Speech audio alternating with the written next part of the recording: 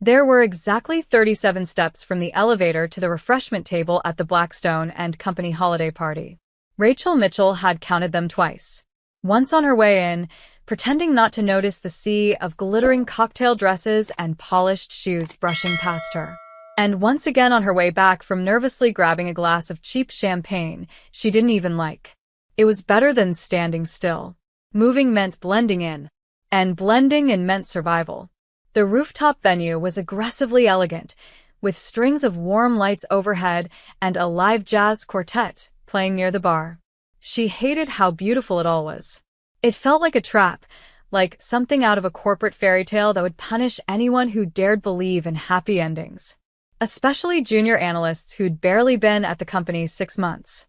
Rachel wore a navy blue dress that she had spent 2 hours choosing, even though no one would notice her.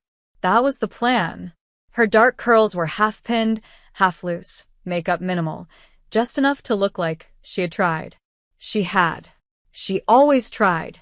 Just not too much. That was the trick. Be competent, be invisible. She sipped the champagne and looked around, eyes skimming past groups of people she vaguely recognized. Then her gaze caught on the epicenter of the room's energy. Louis Blackstone. CEO. Legend. Ice Queen. God-tier designer suit that somehow looked like it had been made for her body and her body alone. Louis stood in a small group near the large glass windows, laughing softly at something a VP said. Her laugh didn't match her reputation. Rachel expected something sharper, more cutting. Instead, it was low, restrained, almost amused. Even that felt dangerous. Louis was older, sure, but not in a way that made her seem distant. 34. In her prime. With her sleek dark hair in a low chignon and a glass of whiskey in her hand, she looked like a storm dressed in velvet. Rachel tried not to stare. She failed. No one ever talked to Louis unless they were someone. Rachel was not someone. But she couldn't help thinking, with a shiver of something she refused to name, that Louis Blackstone was the kind of person who changed the temperature of a room just by being in it. She didn't need to speak. People reacted to her presence, like prey sensing a predator. Or gravity. And just as Rachel was turning away, hoping to disappear into the crowd again, she heard it. Mitchell, isn't it? Rachel froze. Louis was looking at her. No, Louis was looking into her. Sharp, dark eyes fixed with interest that should not, under any circumstances, exist. I don't think we've officially met. Rachel's feet moved on their own, bringing her closer, even as her brain screamed at her to run. Yes, Rachel. Mitchell. Junior analyst, she said, nearly tripping over her own voice. Louis extended a hand, and Rachel shook it. Her fingers were warm, grip firm, a little too confident. I've heard good things, Louis said, and Rachel blinked. From who? I try to stay under the radar. Louis smirked. You're doing a terrible job of it tonight. Before Rachel could respond, an older executive near them made some offhand comment about how the CEO probably couldn't outrank her own staff. Louis's expression changed instantly. Sharp, calculating, and amused. Is that so? She murmured. The exec laughed nervously. Rachel, emboldened by 1.5 glasses of champagne and a deep, burning curiosity, made the mistake of muttering, She drinks like a college freshman, huh? Not loud, barely audible, but Louis heard. She turned, slowly, eyebrows raised. Excuse me? Rachel's stomach dropped. Sorry. That wasn't, I meant, but Louis was already grinning, dangerous and delighted. You think you can outdrink me? No. God, no. Is that a challenge? There was no good answer. Saying yes would be suicide. Saying no would be cowardice. Rachel hesitated for half a second too long. Fine, Louis said, already turning to the bar. 10 shots. First one to back out loses. Rachel followed, like someone walking into her own execution. The entire party began to gather around, sensing blood. Rachel sat on a high stool beside the CEO of Blackstone and Company, with a row of tequila shots lined up in front of them. She stared at the glasses. She stared at Louis. You're insane. And you're in trouble. The first shot burned. The second one hit harder. By the third, Rachel stopped feeling her legs. Louis, on the other hand, remained perfectly composed, except for the faint flush in her cheeks. By the fifth shot, they were laughing. Honest laughter. Not polite office chuckles. And something shifted. The crowd faded. The music dulled. There were only the two of them, closer than they should be, breath mingling, Louis's knee brushing hers under the table. At one point, Louis leaned in and whispered something that made Rachel choke on her sixth shot. "You don't look invisible to me, Rachel." And that's when everything started to blur. The cab ride. Louis's hand on her thigh. Rachel's head on her shoulder. A kiss that tasted like tequila and danger. Elevator doors closing behind them. Louis pressing her against the wall, breathless. And then nothing. A soft blackout. When Rachel opened her eyes again, she was in a bed far too large to be hers. Sheets that felt too expensive. Air that smelled faintly of jasmine and sex. And then she turned her head and saw her, Louis, sleeping, shirtless, peaceful, beautiful. Rachel's heart stopped, then raced. She sat up with a gasp, clutching the sheet to her chest. Her head pounded. Her stomach rolled. Her entire life flashed before her eyes. Because she had just slept with her CEO. The first rule of waking up in your CEO's bed is simple. Don't panic. Rachel broke that rule immediately. She moved like a soldier in enemy territory, limbs stiff, heart thudding like a war drum, clutching the sheet around her as if it could protect her from the reality crashing down on her like a wave. The sunlight streamed through floor-to-ceiling windows that made the Manhattan skyline look like a backdrop in a movie. Everything in the room screamed money and restraint, gray linens, black marble, minimalist design. Everything except her. She was a mess. Hair wild. Makeup smudged. Wearing nothing. Not even her dignity. She scanned the room for her clothes, found her dress slumped over a sleek leather chair, and tiptoed toward it, wincing as the floor creaked beneath her. Don't wake the CEO. Don't wake the CEO. If she could just grab her things and vanish, maybe, just maybe, she could pretend none of this had happened. Blame it on a blackout. A dream. A very detailed, tequila-fueled hallucination. She reached the chair, snatched up her dress and heels like a thief, and started toward the door. You leaving without saying goodbye? Rachel froze mid-step, the sheet still wrapped around her like a toga of shame. Louis's voice was calm, amused, and awake. Rachel turned slowly, praying to every god she didn't believe in that she had misheard. She hadn't. Louis was propped up against the headboard, the white sheet casually draped over her chest, one hand behind her head, the other resting lazily on her stomach. Her dark hair was slightly tousled, her face unfairly perfect even in the harsh light of morning. She looked like sin wrapped in silk.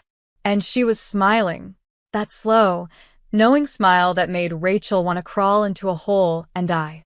"I didn't want to wake you," Rachel said, her voice 3 octaves too high. Clearly. Louis tilted her head, eyes trailing over Rachel in a way that made her skin feel like it was on fire. "You're cute when you're sneaking around." "I wasn't sneaking. I was relocating." "Aha. With your shoes in your hand and no pants on." "I don't have pants. It was a dress." Technicalities. Louis stretched, the sheet slipping just enough to reveal the bare curve of her shoulder. Rachel looked away. She had to. Otherwise, she'd combust. "This was a mistake," Rachel said quickly. "It was the alcohol. And the party. And God. I don't even remember most of it." "Some of us have a better tolerance," Louis murmured. "And better memory." Rachel's stomach dropped. "Do you remember everything?" "Enough." The word lingered in the air like a challenge. Rachel tightened her grip on the dress clutched to her chest. "I'm really sorry. I shouldn't have. Whatever happened, it can't happen again." Louis's expression shifted slightly. "You think I'm going to fire you?" Rachel's silence was answer enough. Louis sighed and sat up straighter, the sheet somehow still managing to cover just enough to be maddening. "Rachel, I'm not going to fire you for what happened." "Are you sure?" Because I feel like this is textbook inappropriate workplace behavior. Only if someone files a complaint. And you wouldn't? Why would I? You didn't do anything wrong. Rachel blinked. Except sleep with my boss. Allegedly. Lewis. Fine. You're right. We should both pretend this never happened. She said it casually, but something flickered in her eyes, something sharp and unreadable. Rachel didn't know what to do with that. Okay, she said quietly. Good. Great. Forgetting. That's what we're doing. Lewis leaned forward slightly, eyes still locked on hers. You're welcome to use the shower. Towels are in the cabinet. You might want to check your neck, by the way. Rachel's hand flew up to her throat instinctively. Why? Lewis didn't answer. She just smiled. Rachel darted into the bathroom and closed the door, heart racing. She leaned over the sink and looked at herself in the mirror. And there it was. A faint, unmistakable mark just above her collarbone. Not large, not obvious, but damning. A whisper of proof that the night had happened. That Lewis had been close. Had touched her. She covered it with her hand and cursed under her breath. 20 minutes later, she was dressed, slightly more composed, and standing awkwardly at the entrance of the apartment, clutching her purse like a lifeline. Lewis stood a few feet away, now in a silk robe, holding a mug of coffee like she had all the time in the world. You know, she said casually, most people leave after a one-night stand looking satisfied. Rachel glared. I'm not most people. No, Lewis said softly. You're not. And the way she said it made Rachel want to scream. Or kiss her again. She didn't either. She turned and left. The elevator doors closed behind her with a soft chime. And only then, in the quiet metal box, did she finally exhale. Her phone buzzed in her bag. A message from HR. Reminder. Quarterly performance reviews start Monday. Perfect. Because nothing screamed professionalism like facing your CEO after waking up in her bed. Rachel had never been more aware of her own heartbeat. It thudded in her chest like a ticking bomb as she sat in the executive conference room, desperately pretending to be engaged with the quarterly performance projections glowing on the large screen. Her notebook was open in front of her, pen in hand, a perfectly neutral expression painted on her face. She was trying. God, was she trying? But no amount of charts and bullet points could erase the fact that the woman seated at the head of the table, poised, unreadable, magnificent in a tailored charcoal suit, had seen her naked less than 48 hours ago, had kissed her, had touched her, had whispered things that still echoed in Rachel's head when she tried to sleep. Lewis Blackstone hadn't so much as looked at her since the meeting began. That was what made it worse. Her attention was everywhere and nowhere at once. On the numbers, on the way Lewis's fingers tapped absently against her mug, on the curve of her jaw when she tilted her head to listen to a report from the Chicago branch. Rachel had become a one-woman orchestra of anxiety and denial. She forced her eyes back to the screen, heart stuttering every time Lewis's voice filled the room with that signature cool precision.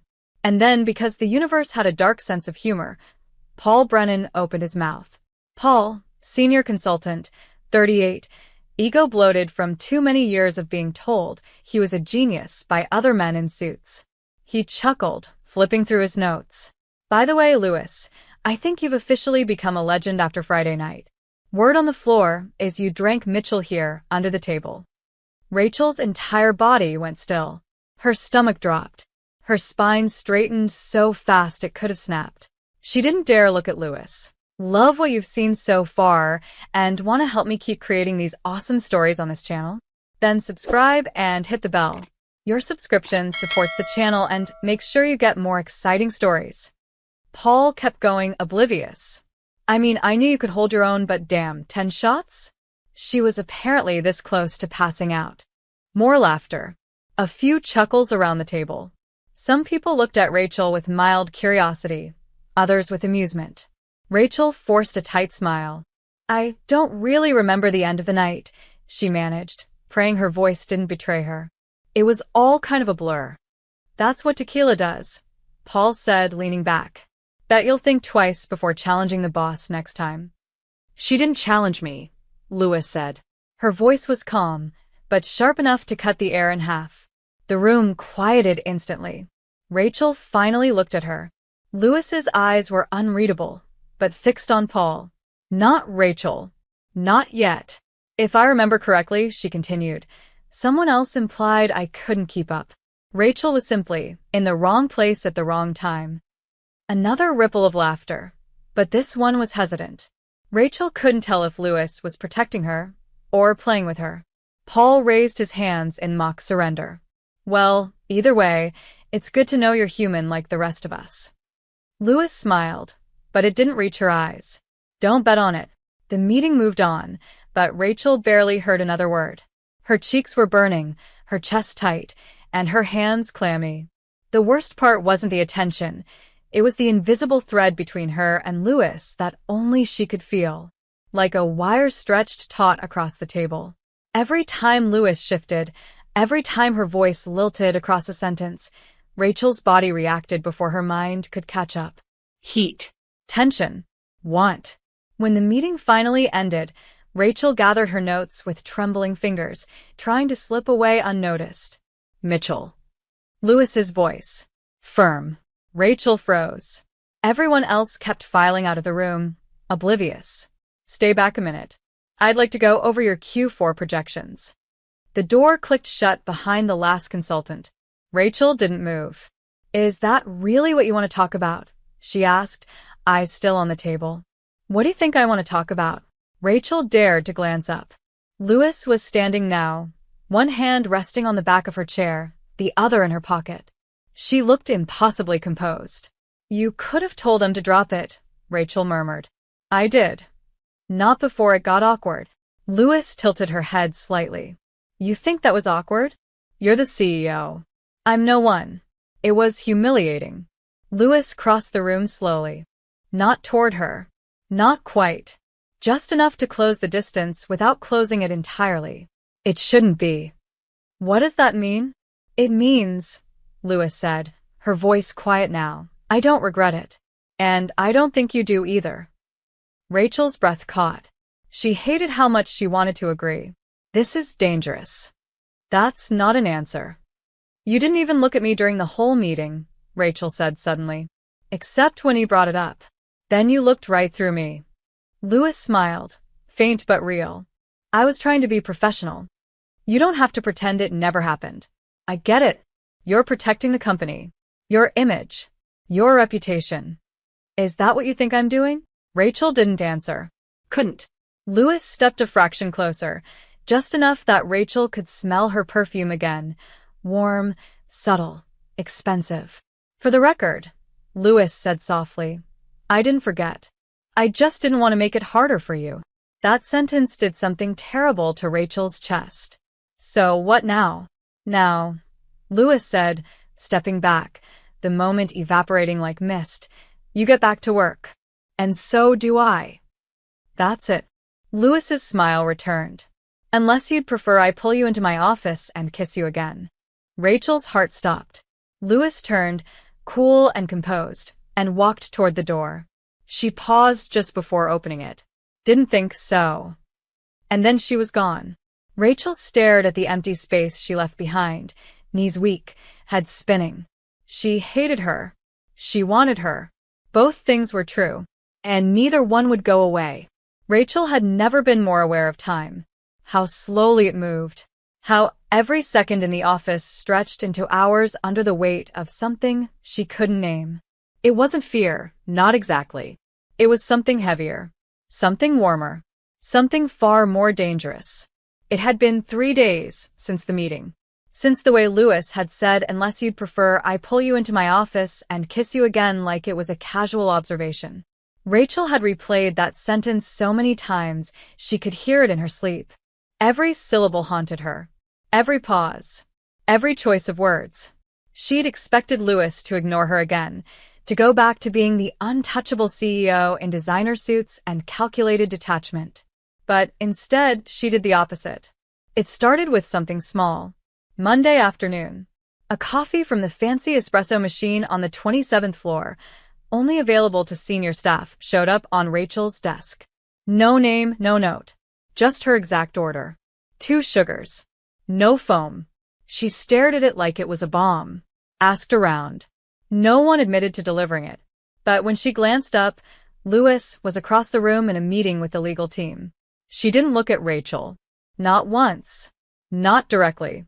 But she knew. Tuesday, it was lunch. The cafeteria was packed, so Rachel grabbed her salad and retreated to the lesser-used corner of the mezzanine. A quiet place. Safe. Or so she thought. Louis showed up 5 minutes later with her own tray. No security, no assistants, just her. As if it were normal. This spot's quieter, Louis said casually, sitting across from her. Didn't think anyone else used it, Rachel replied, trying to sound unaffected. I've always liked the view. Rachel forced herself to look at her food. You're not worried people might talk? They always talk. About us. About me. Being seen with you might actually improve my reputation. Rachel almost choked on a crouton. Louis didn't smile, but her eyes sparkled. She changed the subject before Rachel could respond, talking about the market trends, the upcoming quarterly pivot, the client they were courting in Dubai. But her voice was softer than usual, less guarded. And when she left, she touched Rachel's wrist lightly as she stood, like it was the most natural thing in the world. It wasn't. Nothing was natural about this. Nothing was safe. And yet, Wednesday morning, Rachel caught herself putting on lipstick. For work. She stared at her reflection in the mirror for a full minute afterward, horrified. Stop it, she whispered to herself. This is not happening. But it was. Louis was everywhere now. Not in a dramatic, overbearing way. She didn't call her into her office. Didn't send suggestive texts. No emails. No evidence. Just proximity. Too close in elevators. Too near during meetings. She'd brush past Rachel in the hallway with the faintest pressure of her hand on the small of her back. She'd lean in when speaking to her, just a little too much, just a second too long. She was watching her, testing her. And Rachel was failing. She couldn't stop thinking about that night. About how Louis had looked at her like she was the only person in the world. About the way her voice dropped when she said Rachel's name. On Thursday afternoon, it happened again. Rachel was leaving the building after a long day, coat clutched tight against the December wind, when a sleek black car pulled up beside her on the curb. The window rolled down. Louis. Need a ride? Rachel hesitated. I'm taking the train. It's freezing. And crowded. Come on. I'll drop you. She should have said no. She wanted to say no. But she didn't. The inside of the car smelled like leather and Louis. Warm, expensive, dangerous. They didn't speak for the first few blocks. Just silence, thick and humming. Then Louis glanced sideways. You're avoiding me. Rachel stared out the window. You're making it impossible to avoid you.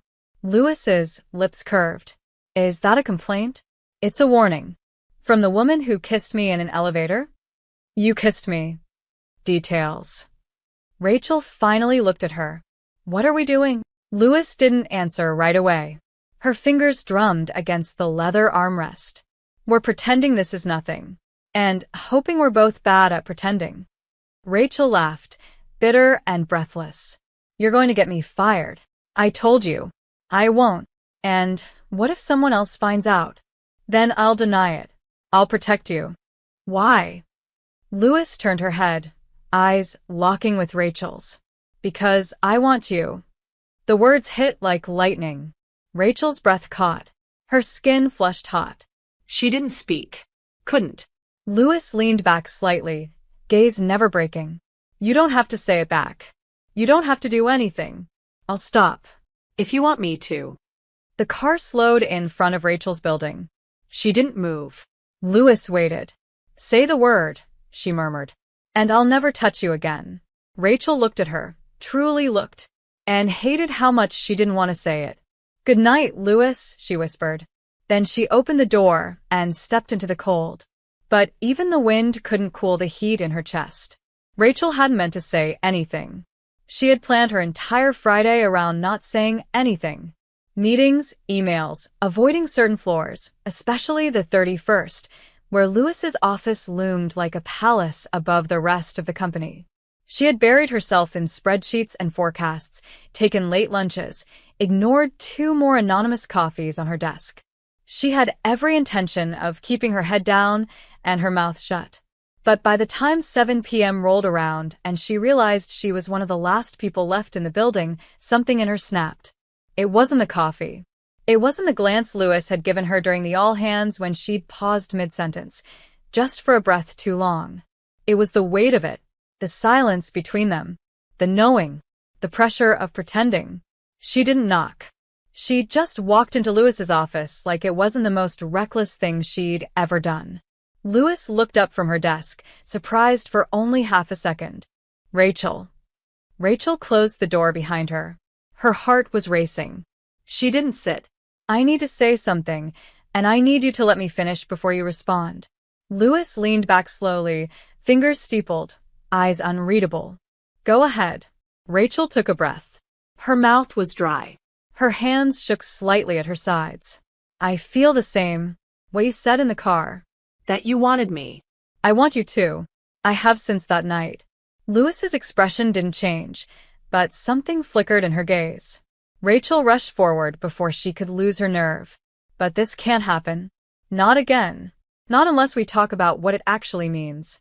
Because I'm terrified. I'm terrified I'm going to ruin everything I've worked for. That people will think I got here because of you. That every promotion, every compliment, every win will be questioned. That I'll stop being good and start being yours. Her voice cracked slightly on the last word. She hated how raw it sounded. And I'm scared for you too. You've built this entire empire. Your name means power and control and perfection. If this got out, if anyone even thought something was happening between us, it could damage all of that. Your reputation, your authority, everything. Lewis sat perfectly still. Rachel swallowed. I'm not saying I don't want you. I do. God, I do. I think about you all the time. About your voice, your hands, the way you look at me like I'm not invisible. I haven't been able to focus in days. But I can't just fall into this like it doesn't matter. Because it does. It matters too much. The silence that followed was thick. Rachel's chest rose and fell with shallow breaths. Lewis finally stood, slowly coming around the desk until they were face to face. You think I haven't thought about all of that? Her voice was low, steady. You think I don't lie awake at night weighing every possible consequence? Then why keep pushing? Because you make me forget how cold this place has made me. Because you're not afraid of me, even when you should be. Because for the first time in years, I feel something when I walk into a room with someone, and it terrifies me too. Rachel blinked, caught off guard by the honesty. I'm not trying to take your life apart, Rachel. I would never risk your career for something casual. And I wouldn't risk mine unless it meant something. So what is this? I don't know yet, Lewis admitted. But I know I haven't stopped thinking about you since the night of the party. I know I haven't wanted anyone this badly in a long, long time. Rachel exhaled shakily, eyes burning. You know this doesn't end well, right? Or it does, Lewis said softly. But only if we stop pretending. Rachel looked away, suddenly overwhelmed. We can't be reckless. We won't be. We can't flirt in meetings. We can't sneak off or send messages. Agreed. And we definitely can't sleep together again. Lewis raised an eyebrow. That might be the hardest one. Rachel laughed despite herself. The sound strained but real. I'm serious. So am I. Lewis stepped closer. Just enough for the air between them to shift, grow heavier. We'll do this your way. Slowly. Carefully. No one knows. No risks. Just moments. When they matter. Rachel looked up at her, heart hammering. And if we get caught, then we'll deal with it. Together. Rachel didn't respond. She couldn't. The emotion in her chest was too much. She wanted to lean forward. She wanted to touch her. But she didn't. She stepped back. I'm going home, she said quietly. I just needed to say it. I needed you to know. Lewis nodded once. Thank you for telling me. Rachel hesitated at the door. Then, without turning around, she added, You were right. I don't regret it either. And then she was gone. The elevator ride felt like it took years. Her heart was still racing when she stepped into the cold night, but for the first time in days, it wasn't from fear. It was from the wild, impossible hope that maybe, just maybe, this didn't have to be a disaster. They weren't supposed to be on the same flight. Rachel was originally scheduled to fly out the next morning with two other junior analysts. But a last-minute reschedule for optimization purposes landed her on the 7:45 p.m. departure with none other than Louis Blackstone. She tried not to think about what that meant, or if Louis had anything to do with it. But when she boarded and found herself assigned to seat 3A, business class, directly beside 3B, she didn't have to wonder long. Louis was already seated, tablet in hand, blazer perfectly pressed, a small smirk tugging at the corner of her mouth. "Fancy seeing you here," she said, not looking up.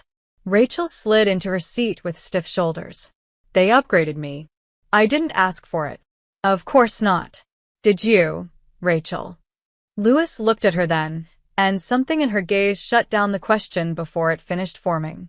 "Let's just say it's convenient."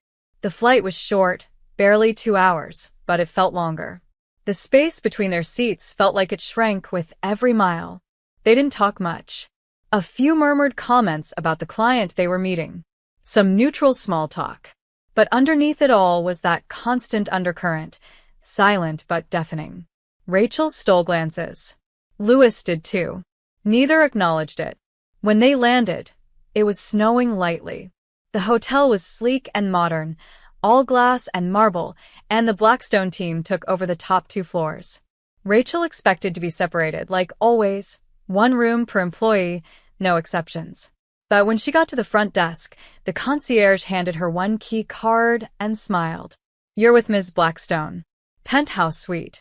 Rachel blinked. "I think there's been a mistake." "No mistake," came the voice from behind her. Louis, rolling her suitcase up beside her, expression unreadable. "We're reviewing strategy together tonight. I requested you be moved." Rachel took the card like it was a weapon. The elevator ride was silent. The suite was massive. Too massive.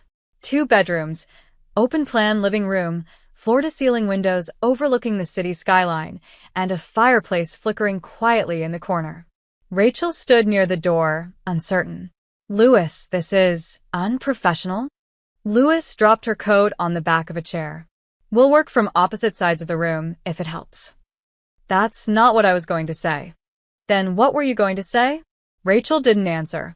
Louis poured herself a drink from the minibar, then turned, glass in hand. "We need to prep for tomorrow. I don't plan on losing this account." Rachel nodded, pushing everything else down. "Business first." She took out her laptop. They worked. For almost 2 hours. They were exactly what they were supposed to be, analyst and CEO, problem solvers, strategists. Rachel took notes, Louis made calls, they rearranged proposal slides, adjusted numbers, tested projections. The entire time, Rachel tried to ignore how close they were. How familiar Louis's voice had become. How her sleeves were rolled up just enough to show the curve of her forearm. How her scent lingered every time she walked past. At some point, Rachel's back started to ache. She stretched, groaning quietly, and Louis glanced over. "You should stop. You've done enough. We're almost done. I'm serious." Louis stood and walked over, gently taking the laptop from Rachel's hands. "You're exhausted. So are you." "Yes, but I hide it better." Rachel laughed softly.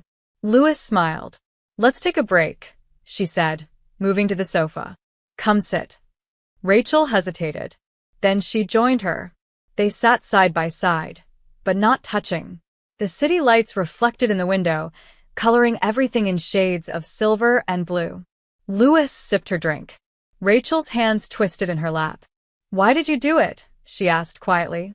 "Do what?" "Put us in the same suite." Louis looked ahead. "Because I knew if we were in separate rooms, we'd both spend the night wishing we weren't." The honesty landed like a punch. Rachel turned to her. "You said we'd go slow. Be careful." "I did." "This isn't careful." "No," Louis admitted. "It's not." Rachel looked at her for a long time. "Then why aren't you making a move?" Louis met her gaze. Because I'm waiting to see if you will. The air between them thickened. Rachel's breath caught. Her chest rose and fell too quickly. I don't know what I'm doing, she whispered. Neither do I, Louis said. But I know I don't want to pretend anymore. Rachel moved first. It was instinct. Hunger. Trust. A quiet surrender. She leaned in, just enough for their shoulders to brush. Louis didn't pull away. Her hand found Rachel's slowly, fingers threading together. It wasn't a kiss. It wasn't sex. It was something else. Something quieter. More dangerous. Intimacy without pretense. Rachel let her head fall gently against Louis's shoulder. Louis exhaled. Her arm wrapped around her without hesitation, pulling her in. They sat there in silence, wrapped in each other, in a space that felt suspended in time. Rachel's eyes fluttered shut.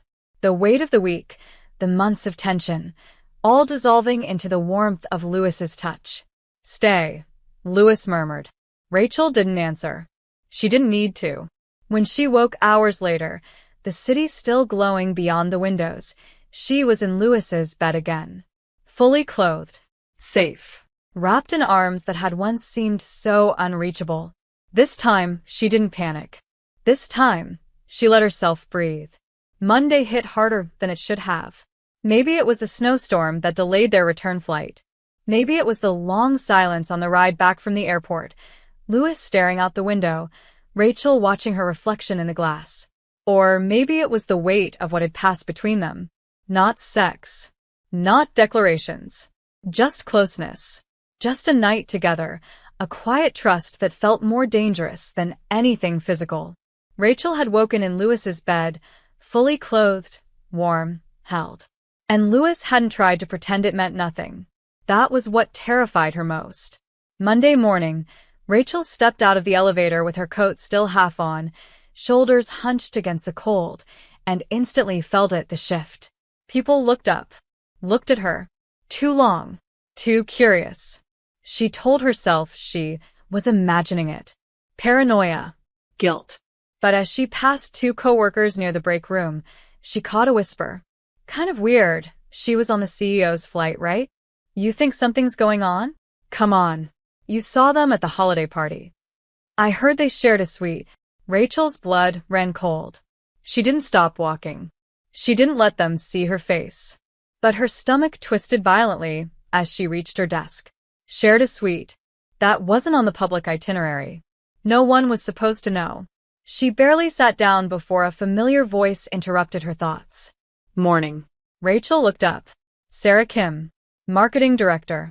Sharp, cheerful, always 2 steps ahead of the office gossip. Hey, Rachel said, trying to sound casual. How was the trip? Rachel's throat dried. Productive. I bet, Sarah said, smiling. Too brightly. You and Louis make a good team. Rachel froze. Sorry? I mean, you must, right? She doesn't usually request junior staff for travel. You must have impressed her. Rachel forced a tight smile. I just did my job. Of course, Sarah said. Anyway, if you ever want to grab lunch, let me know. I'd love to pick your brain about the Dubai proposal.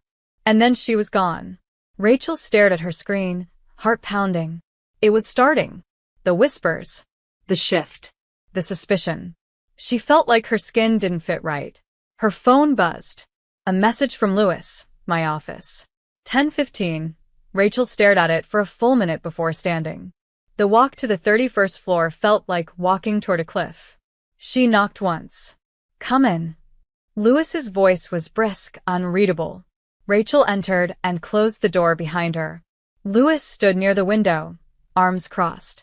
No smile. No warmth. All business. We have a problem, she said.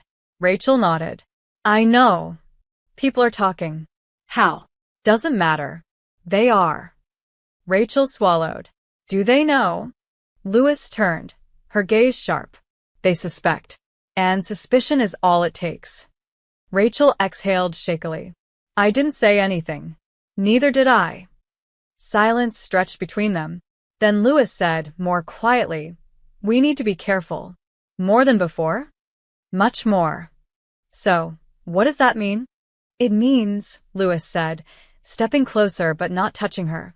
We don't see each other outside of work for a while. The words hit like ice. Rachel blinked. You're cutting me off? I'm protecting you. By pretending again? By surviving this. Both of us. Rachel looked away. Her throat burned. What if it's too late? Lewis's jaw clenched. Then we don't give them more reasons. So that's it? We just go back to acting like strangers. We never were strangers, Rachel. Her voice was soft again. Too soft. But we have to be now. Rachel stepped back. Nodded. Understood. She turned and left the office without another word. The rest of the day passed in a blur. Meetings. Emails. Conversations that felt too loud. Every look felt suspicious. Every laugh behind a closed door felt directed at her. By lunchtime, she'd stopped making eye contact with anyone. She wanted to disappear. That night, Rachel sat in her apartment in complete silence, phone in hand. No messages. No calls. She didn't even know what she would say if she reached out. But the absence of Lewis hurt more than she was ready to admit. She told herself it was smart, necessary, temporary. But none of that made it easier. The next day was worse. In the cafeteria, she caught Paul Brennan looking at her, then quickly whispering to someone else.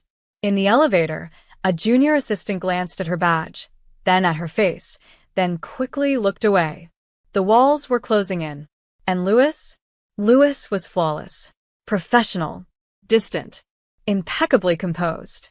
Rachel hated how good she was at it. She hated how easy it seemed for her to pretend. That afternoon, Lewis passed her in the hallway. Their eyes met for a single second. And in that second, Rachel saw everything. Guilt, desire, frustration, regret. And still nothing was said. That night, Rachel cried. Quietly. Alone. Not because she was heartbroken. Not yet. But because she finally realized how fragile everything she had built was. Her career. Her self-control. Her heart. All it took was one woman to shake it all. It was supposed to be a routine presentation. Numbers. Forecasts. A proposal for a logistics optimization strategy for one of their longest-standing clients. Rachel had built the entire deck herself. She knew every slide by heart, every data point memorized down to the decimal. Under normal circumstances, she could have delivered it in her sleep. But nothing about her life felt normal anymore. Not with Lewis avoiding her eyes in every meeting. Not with the cold, polite emails that replaced the heat of their late-night conversations. Not with the quiet ache that lived in Rachel's chest every time she saw Lewis walk by and didn't say a word. So when the time came for her to present in front of 3 board members, 2 senior partners, and, of course, Lewis herself, Rachel was already unraveling before she stepped up to the screen. Her voice started steady. Her posture was perfect, but her heart wouldn't behave. It pounded like it was trying to escape her ribcage, especially when she felt Lewis's gaze on her from across the table. Rachel tried not to look, but it was like standing near fire. You could not feel it. As you can see in the Q2 comparative, she began, laser pointer shaking ever so slightly in her hand. We expect a 7.4% increase in operational efficiency based on, she paused. Her throat tightened. Her eyes flicked to the next line of data, and then, just for a second, to Lewis. Lewis looked up. Their eyes met. It was a mistake. A second too long. A glance too full. And in that second, Rachel lost her words. She blinked. Her voice stalled. The room went quiet. Sorry, she said quickly, heat rushing to her face. Just a moment. She flipped to the next slide too early, then backtracked. Fumbled. One of the board members coughed awkwardly. Lewis shifted in her seat, jaw tight. Rachel swallowed and pushed through the rest of the presentation, her voice recovering, but her pride already shattered. When she finished, she stepped away from the screen with a smile that felt like glass, sharp and fragile and fake. Thank you, Rachel, said one of the partners. Polite applause. Nods. A few questions. And then it was over. People filed out slowly. Lewis stayed seated. Rachel gathered her notes with trembling fingers, avoiding eye contact. She could feel the judgment in the room, imagined it even if it wasn't real. She was halfway to the door when she heard Lewis's voice. Mitchell. A word. Rachel froze. The rest of the team continued out, not curious enough to linger. When the door finally closed and they were alone, Rachel didn't turn around. I know, she said softly. I messed up. You froze. It won't happen again. You're distracted. Rachel exhaled, eyes burning. I'm doing my best. I know. Lewis's voice wasn't cold this time, just tired. But your best used to be better than this. That one cut deeper than it should have. Rachel turned. I didn't ask for any of this. You pulled me in. You challenged me. You made it impossible to ignore you. Lewis stood. Slowly. And now I'm trying to forget you and failing. The words hung between them like smoke. Lewis didn't move. I never asked you to forget me. No, Rachel said, voice cracking. You asked me to stay quiet.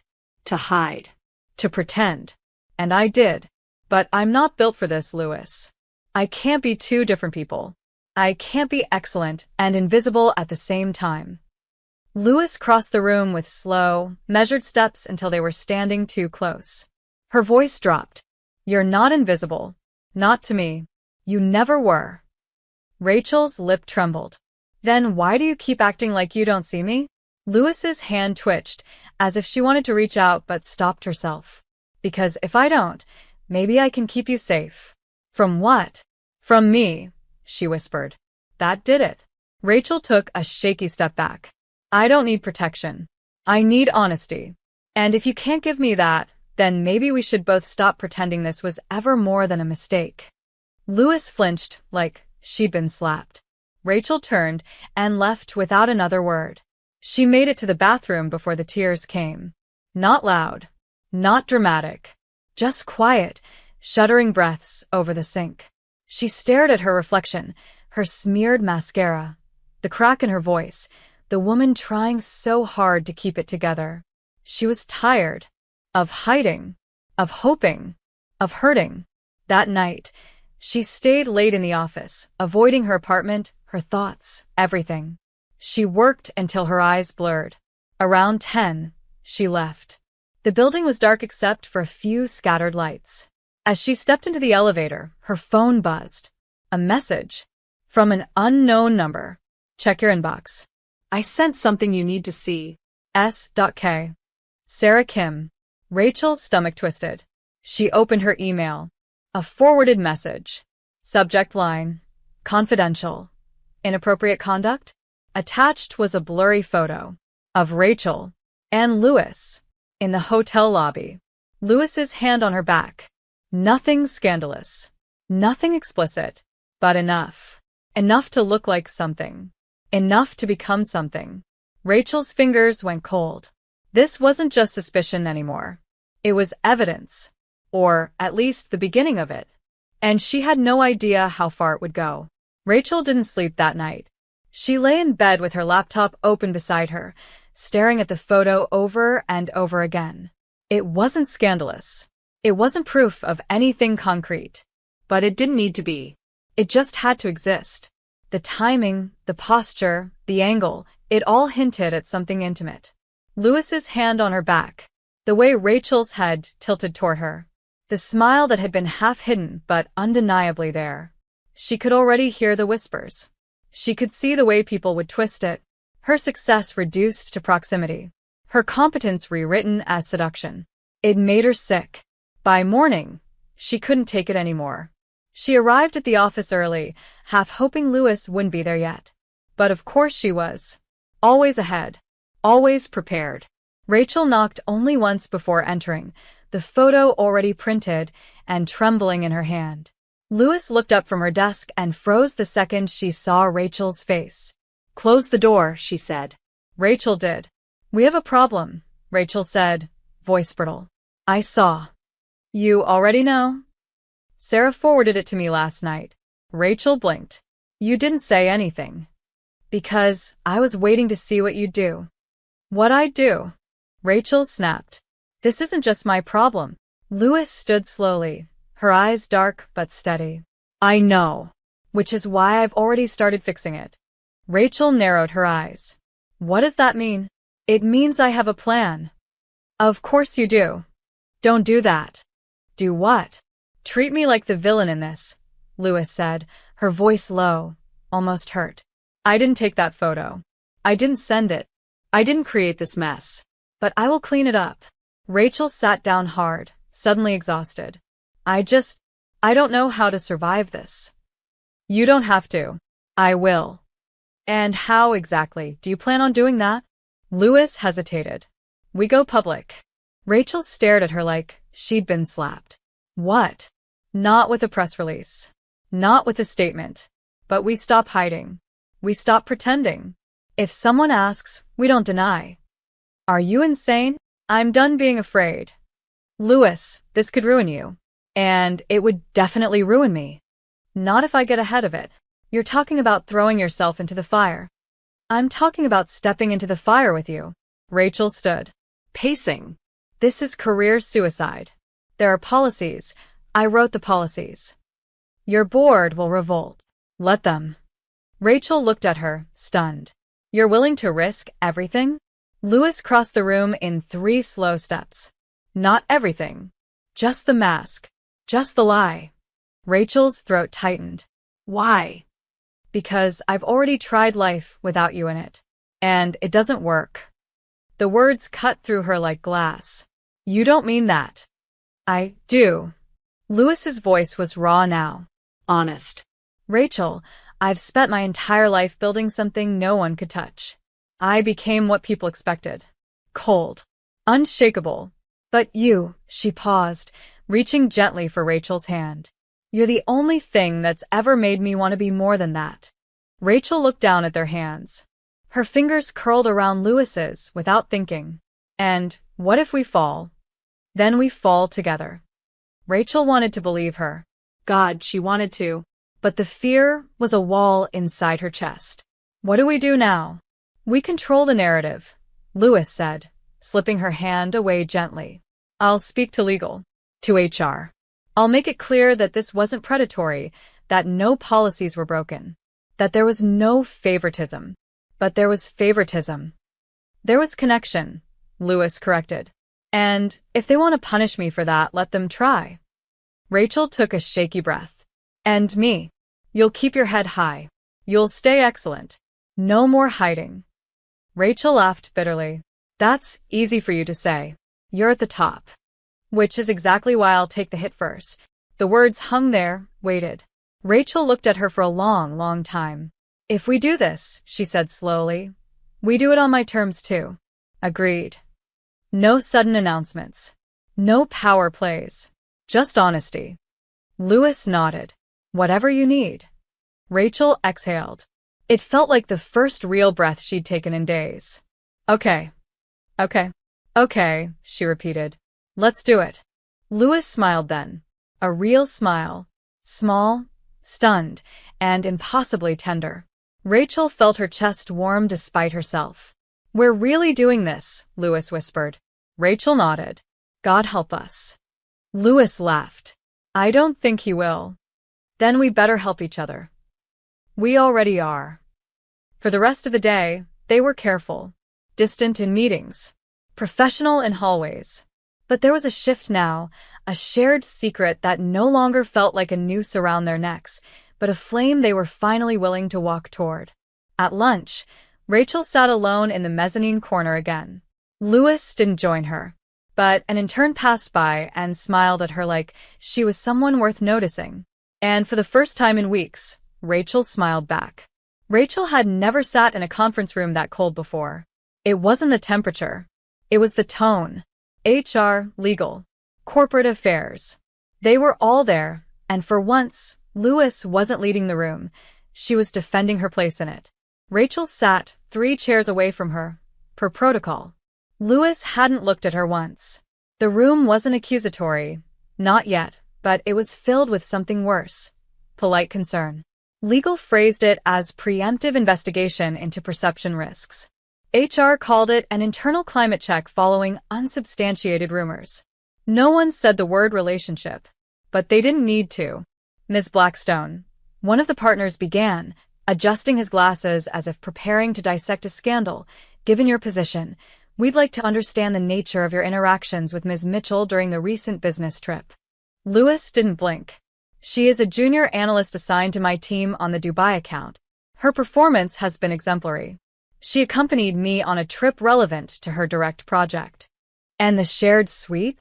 We worked late. She stayed in the guest room of the penthouse. The decision was mine, and I take full responsibility for the optics.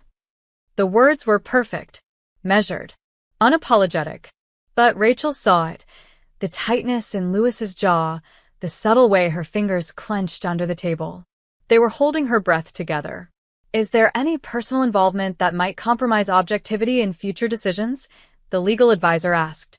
Rachel's stomach turned. Lewis paused, then said, there is mutual respect, and the recognition that personal feelings, if they exist, are to be kept separate from professional decisions. My judgment has not been, and will not be, compromised. It was a masterclass in control. And yet, Rachel felt herself sinking. Because if they exist was the kind of sentence that erased everything they'd built in private. The meeting ended with vague assurances, follow-ups, and reminders of policy. Rachel was told not to worry, that no disciplinary action was being pursued. But no one said the storm was over. And the storm had just begun. Because when Rachel returned to her desk, there was an envelope waiting for her. No label, just her name. Inside, a simple note. You're not the first girl she's done this with. Rachel stared at the paper until the words blurred. The panic didn't hit immediately. It was slower. A rising sickness that climbed her spine. Who had sent it? And was it true? She didn't want to believe it. Lewis didn't seem like someone who played games. But then again, how well did she really know her? She almost marched to the 31st floor, almost slammed the paper on Lewis's desk and demanded the truth. But she didn't. Because as she stepped off the elevator, she saw someone else in Lewis's office. A tall, silver-haired man. Expensive suit. Posture of a king. He wasn't smiling. And Lewis looked nothing like the CEO Rachel knew. She looked young. Smaller. Defensive. The door was half closed, but Rachel caught just enough. Your personal life is no longer your own, the man said. It never was. You knew that when you took the name. I am the name, Lewis replied, low and sharp. Then act like it. The door shut the rest of the way. Rachel stepped back, heart pounding. That was her father. The infamous Richard Blackstone. Founder. Chairman emeritus. And clearly furious. Rachel didn't know what shocked her more, that he'd shown up unannounced, or that Lewis had allowed herself to look shaken in front of him. She returned to her desk, head spinning. Later that day, Lewis messaged her. My place. 9 p.m. No pressure. But I need to talk. Rachel almost didn't go. Almost let fear win.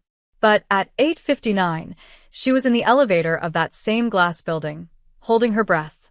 Lewis opened the door before she even knocked. She looked tired. Her blazer gone, sleeves rolled up. A glass of wine untouched on the table. Come in, she said softly. Rachel stepped inside. Is everything okay?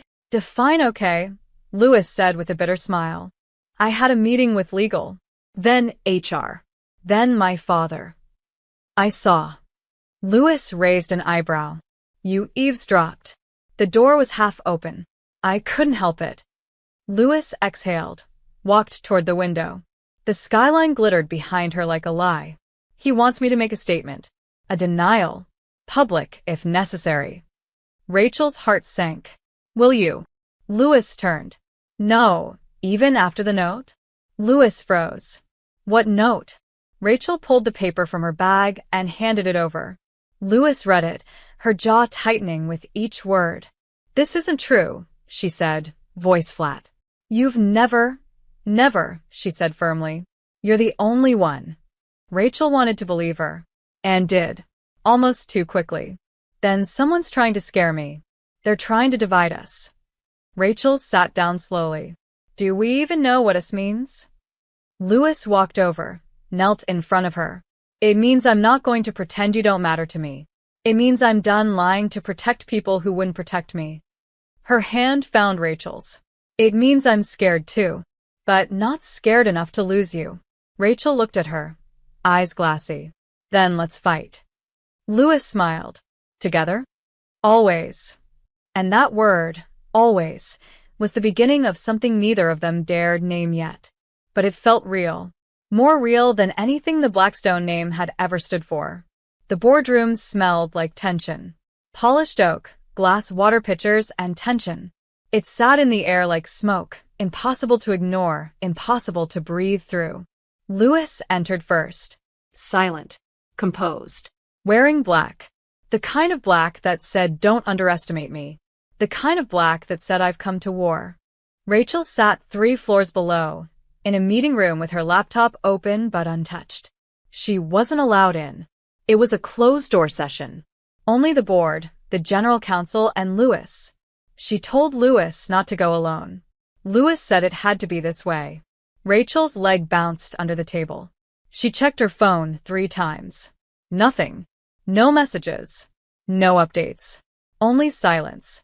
Upstairs, Lewis stood before 11 board members, most of whom had known her since she was 24. Some since she was born. Richard Blackstone sat at the head of the table, flanked by Alden Pierce, the oldest, most conservative voice in the room. "We're not here to shame you, Lewis," Alden began, tapping his gold pen on a notepad. "We're here to protect the company." "From what?" she asked. "From perception. Perception isn't policy. Perception is power. You know that better than anyone." Lewis didn't sit. She never sat unless she was in control. Let's be clear. No policies were violated.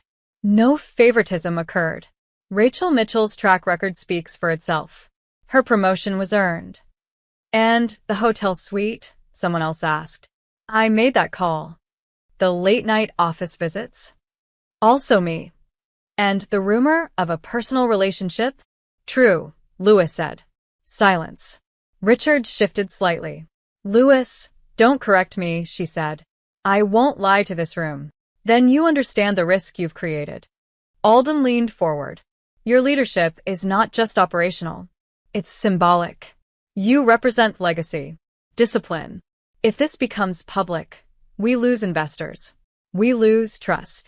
What are you suggesting?" "A temporary leave. 30 days. You step back.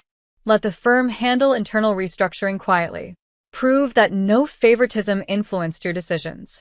We frame it as a leadership sabbatical. After that, you return, assuming the press doesn't explode." Lewis stared at him. "And Rachel?" "She stays. As long as you leave.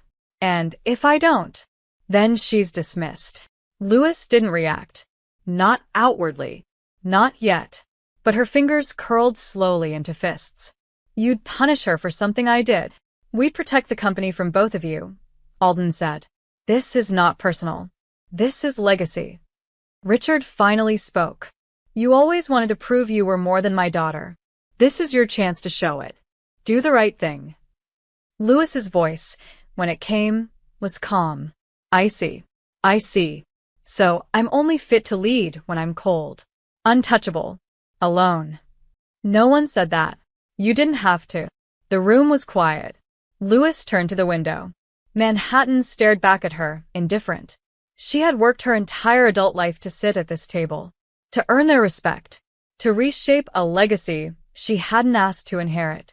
And now they were asking her to prove she still deserved it by abandoning the one person who made her feel alive again. "Give me an hour," she said, "to consider your terms." 30 minutes, Alden replied. Lewis left the room without another word. She walked down the stairwell, not the elevator. She needed to move. Breathe. Feel her pulse to remember she was still human. When she entered the smaller conference room, Rachel stood immediately. "What happened?" "They gave me an ultimatum," Lewis said. "I step down for a month, or they fire you." Rachel's face fell. "What?" "They think it'll satisfy the rumor mill. That if I disappear for a few weeks, the fire dies down. And if you say no, they'll terminate your contract. Quietly. End of quarter." Rachel stared at her, stunned. "You can't do this." You can't give up everything for me. I'm not giving up. I'm making space. You've fought your whole life to get here. And I've fought alone. Lewis stepped closer. But this time, I'm not willing to lose what I found with you just to satisfy a boardroom full of men who think strength means silence. Rachel shook her head. You shouldn't have to choose. I already have. No, Rachel's voice trembled. If you do this, I'll walk away. I'll resign myself. Don't be ridiculous. I'm serious. Rachel's eyes burned. I won't let them use me as leverage. I won't be the reason you lose this. You're not the reason. You're the line. And I'm choosing to cross it. Rachel reached for her hand, desperate. Please. Think. I already did. Every night, I woke up missing you. Every morning I walked past you pretending not to want to touch you. I thought. And now I know. Rachel leaned her forehead against Lewis's. Then let me fight too. Let me stand with you. Not in hiding. Not as your secret. But as your equal. Lewis smiled faintly, eyes wet. Then come with me. Where? Back into that room. Together. Rachel froze. What? They want a symbol. Let's give them one. Let's show them we're not ashamed. Let's make them uncomfortable, because we're not the problem. Rachel hesitated. If this goes wrong, we fall together. Rachel exhaled. Always. Lewis laced their fingers together. Then let's go. And just like that, they walked, side by side, into the room that had judged them before they even spoke. This time, they would not be quiet. This time, they would not apologize. When Lewis Blackstone re-entered the boardroom, it was not alone.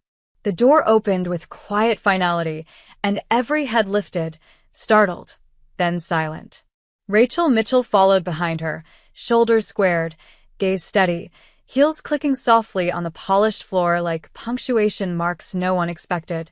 She looked small among the towering figures seated at the table, but she didn't shrink. Not anymore. She stood beside Lewis, as if she belonged there. As if she had always belonged there. This is highly irregular, Alden Pierce said, voice tight, pen tapping more aggressively now. She's not on the agenda. She's relevant to it, Lewis replied calmly. And you've all discussed her in this room. I think she has a right to hear it for herself. Richard Blackstone sat frozen, jaw clenched, watching. Rachel didn't look at him. She looked straight ahead. Lewis turned to the group. I've made my decision. I will not step down. Not for 30 days. Not for 30 minutes. Murmurs. Alden leaned forward. Then you understand the consequences. I do, Lewis said. And I reject your premise that love is a threat to leadership. That word. Love. Rachel flinched, breath catching, even as warmth spread through her chest like wildfire. She hadn't expected Lewis to say it. Not here. Not like that. But she didn't move. Didn't run. Lewis continued. This company belongs to the future, not the past. And the future does not punish people for connection. For vulnerability. For honesty. Alden was fuming. And how exactly do you propose we spin this? You don't, Lewis said. Because I already have. She reached into her folder and pulled out a printed statement. Effective this morning, the internal PR team was briefed. We've issued a controlled release. I have disclosed that a personal relationship is developing with an employee. I've confirmed that all conduct remains within policy and that transparency will be maintained moving forward. I have volunteered to recuse myself from any direct oversight of Ms. Mitchell's performance. Her role will now report to the CFO for impartiality. The room erupted in overlapping protests. You went public? Without our approval. You've exposed the firm. I protected the firm. Lewis snapped, voice rising just enough to command silence. If this story was going to leak, it would do so on someone else's terms. I chose ours.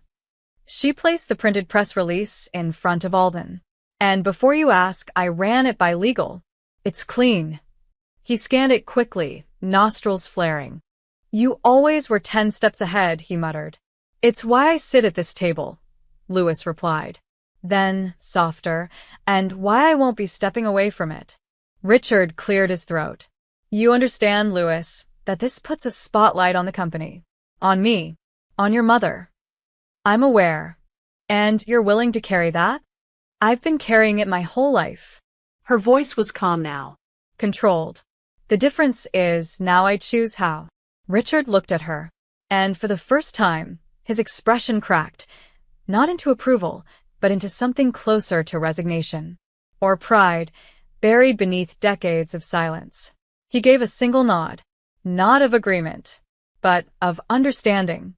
Then so be it, Alden said reluctantly. But don't expect the fallout to be quiet. It wasn't. Within the hour, the statement was live. News alerts pinged across phones in the building. Breaking, CEO Louis Blackstone confirms relationship with junior analyst Rachel Mitchell, cites transparency and compliance. By the end of the day, Rachel's name was trending on Twitter. Industry blogs speculated. Anonymous comments filled the forums. Some applauded the move, calling it bold, even revolutionary. Others were cruel, dismissive, Ugly. Rachel sat in her apartment that night, scrolling through it all in a daze. Her inbox was a storm. Her phone had vibrated so many times it finally died. She didn't cry. She didn't scream. She just sat there, overwhelmed, terrified, and alive. At exactly 10:17 p.m., her buzzer rang. She already knew who it was.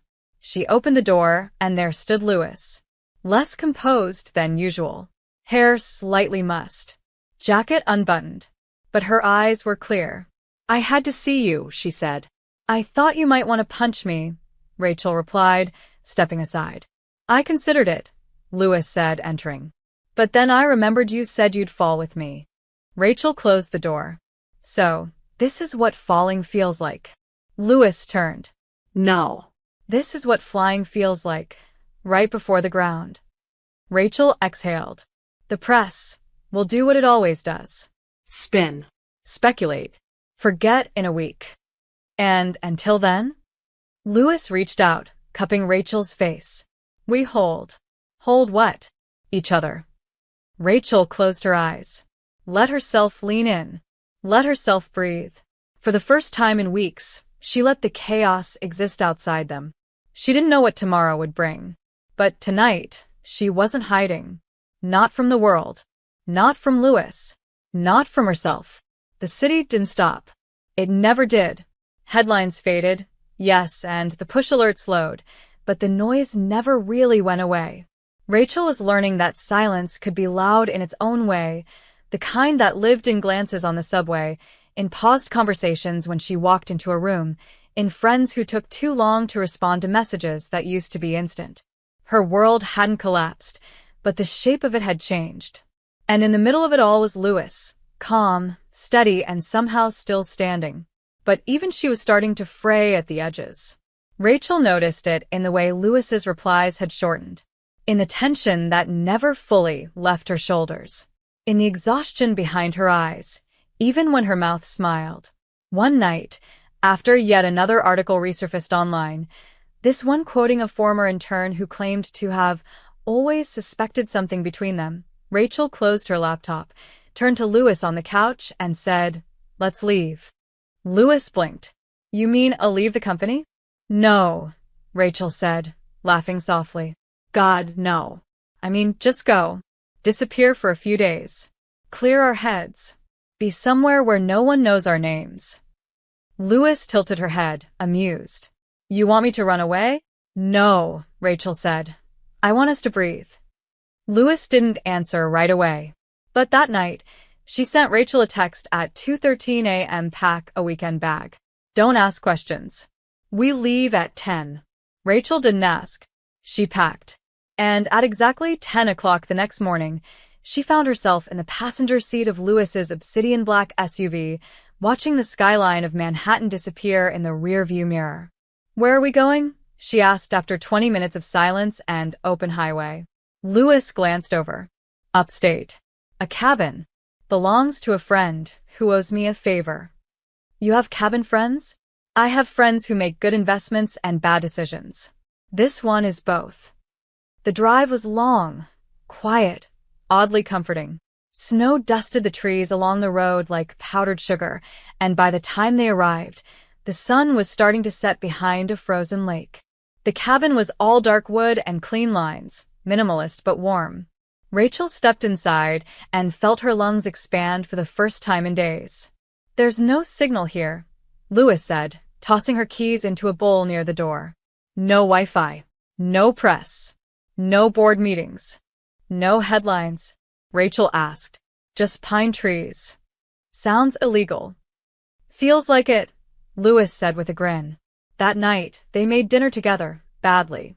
Lewis, despite her power and polish, could barely boil pasta. Rachel tried to hide her laughter as Lewis read the instructions on a jar of sauce like it was a contract negotiation. "This is beneath me," Lewis muttered. "Yes," Rachel agreed, "but it's deeply entertaining." They ate on the couch, wrapped in blankets, the fireplace casting golden light across Lewis's features. It was the first time Rachel had seen her without armor in weeks. No heels, no suits, just a hoodie, soft socks, and an expression that looked like peace. "You look," Rachel hesitated. "What?" "Real." Lewis turned to her. "I'm always real." "No, you're always composed. Controlled. I don't think I've ever seen you relax. I don't know how to be." "You're doing it right now." Lewis looked down at their hands, tangled together beneath the blanket. "You make it easy." Rachel smiled. "That's the nicest thing anyone said to me after a national PR nightmare." Lewis leaned in, forehead brushing hers. "I'm sorry you're going through this." "We're going through it." "Still," Lewis murmured, "if I could take the hits for you, I would." Rachel cupped her cheek. "I'd never let you."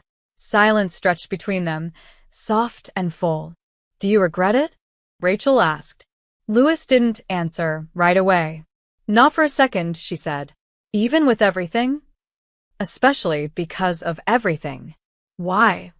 Lewis pulled her in slowly, their foreheads pressed, lips nearly touching but not quite. "Because I never knew how lonely I was until I met you. And I never want to feel that alone again." Rachel kissed her. Slow. Sure. Not rushed. Not hungry. Just there. A kiss full of knowing. Full of gratitude. Full of everything they hadn't said in the boardroom or on the front page. That night, they slept in the same bed, not like the night after the holiday party, not like the hotel suite. This time, there was no tequila. No secrecy. Just warmth. Legs tangled. Arms around each other. Rachel woke up once in the middle of the night and found Lewis watching her. "You're staring," she whispered. "I'm memorizing. Dangerous habit. Only if I forget." Rachel smiled, pulled her closer, and they slept. The next morning, they didn't rush to leave. They drank coffee on the porch, wrapped in one oversized blanket, watching the frozen lake catch sunlight like glass. The world could wait. For now, there was peace. The city was louder when they returned. Not in sound, but in scrutiny. The kind that followed them into elevators and through lobbies, quiet and pointed. Rachel could feel it again, that invisible net tightening around her chest, the weight of being seen too much, too often. But something had changed. Maybe it was the way Lewis held her hand a beat longer before letting go in the office. Maybe it was the quiet confidence in Lewis's gaze when she answered a question in a meeting, not just as a CEO, but as a woman unafraid to be seen beside the woman she loved. Love. They hadn't said it out loud. Not in so many words. But it lived in the way Lewis poured her coffee without asking.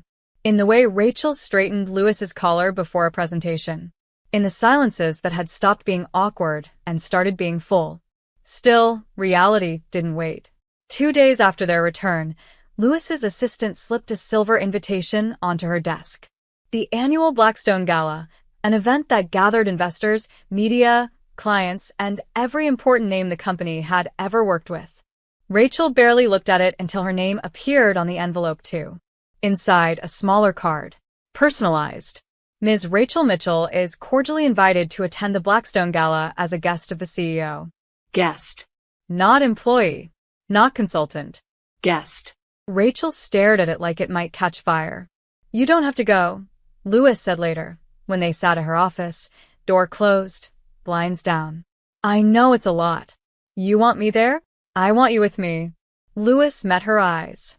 I want to stop pretending that the only part of my life I'm allowed to celebrate is the part people already approve of. They're going to stare. Let them. They'll talk. They already are. Rachel held the card tighter. This is different. It's honest. Rachel exhaled. Then let's be honest. Lewis smiled. Wear red. The night of the gala arrived like a storm, slow, building, heavy in the air. Rachel stood in front of her mirror longer than she ever had before. The dress was deep crimson, sleek, with a subtle slit and low back. Bold. Defiant. Nothing about it whispered safe. She wasn't hiding anymore. When she stepped out of the car, she did it alone. At first, flashes exploded. She ignored them. Head high.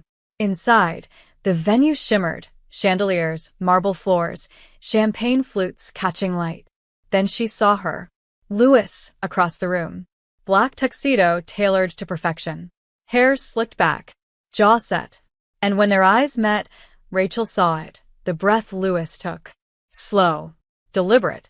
Like she was seeing her for the first time all over again. Lewis crossed the floor like the room didn't exist. Stopped in front of her. Offered her hand. You came. You asked. You wore red. You said we're something honest. Lewis smiled.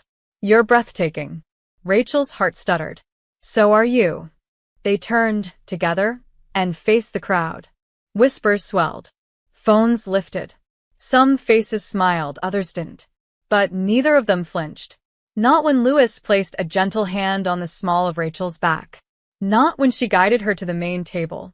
Not when the press approached and Rachel, for the first time, didn't step aside.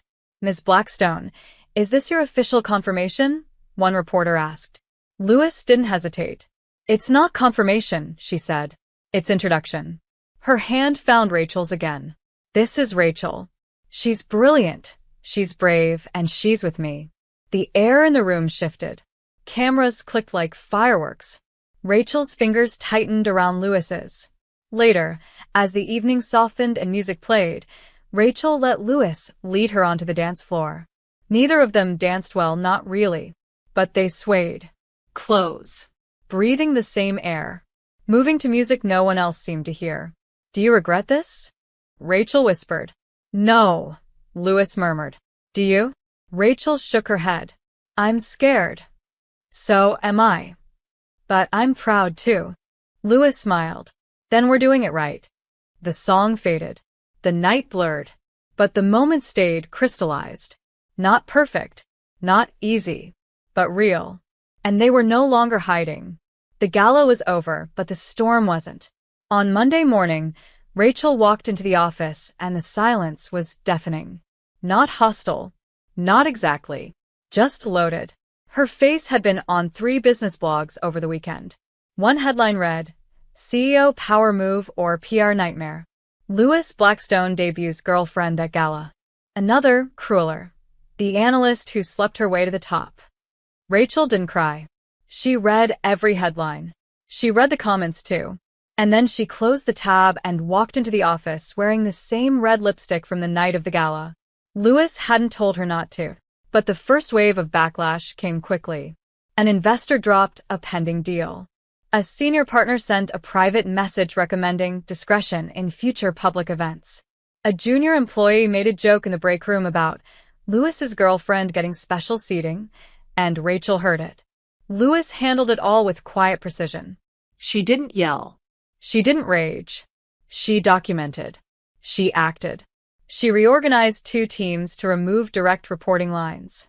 She issued an internal memo redefining boundaries and expectations with clarity and force.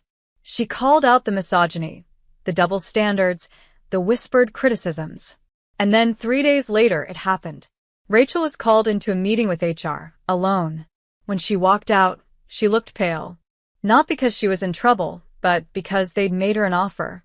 A rival consulting firm, smaller but rising fast, had reached out through internal channels with a proposal, a full-time strategist position. Better pay. Clean slate. No rumors. No past. Just her name, her work, her merit. She didn't know what to do. That night, Rachel found Louis sitting in her apartment, already changed into sweats, a mug of tea in hand, eyes tired. "You heard?" Rachel asked. Louis nodded. "HR told me. I didn't apply. They just offered." "Of course they did," Louis said quietly. "You're exceptional." Rachel sat beside her. "It's a chance to have my name back." "I know. It's also a chance to start over. Without the looks, the whispers, without you." Louis didn't speak. Rachel's voice cracked. "Do you want me to go?" Louis looked at her, then really looked. "I want you to stay. But I won't ask you to." Silence. Rachel placed the offer letter on the table. "It's tempting." Louis nodded. "I'd understand. But," Rachel whispered, voice shaking, "I didn't survive all this to run now." Louis turned slowly. Rachel continued, "I didn't fight for this, for us, just to hide again under another company name. I'm tired of making myself small to make other people comfortable." Louis's breath hitched. "So, unless you want out," Rachel said, "I'm staying."